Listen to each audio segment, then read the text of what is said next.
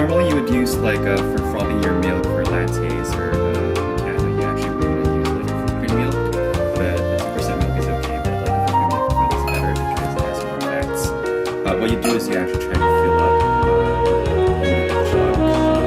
You don't fill it all the way up. You fill it to the end. So you can see what the limitation is, because otherwise later when you're frothing, it will actually like if you go beyond that, it can actually overflow.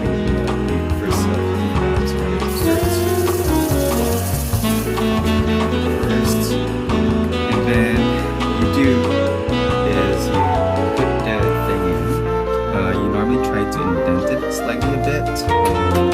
You don't put it all the way in. It's like about half an inch. And normally I would use the base of the jug and like just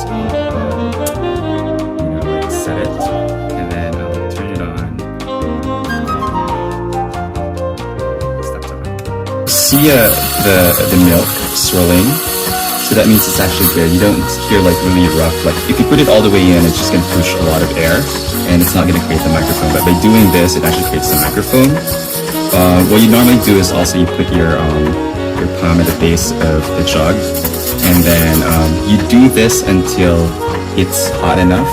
Like it's too hot for your palm or your hands, and then you bring it up. So let's wait for that for a few more seconds.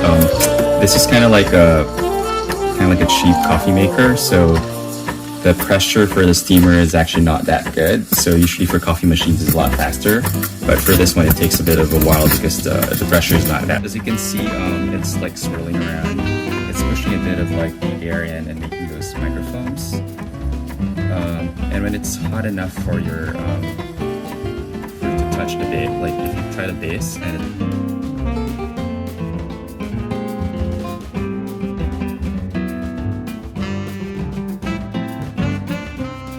good thing is you probably deep clean your steamer,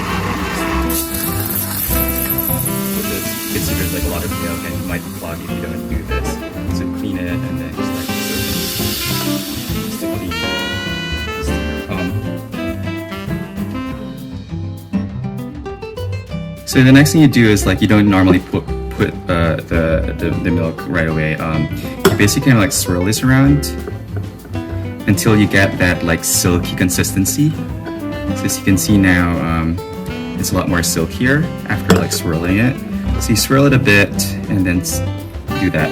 And when it's ready, what you do is like you put it all the way up high like this, and then push it down, do a bit of swirl so it mixes, and then start pushing it, and start wiggling, and then cut. And so this is how you do Rosetta latte.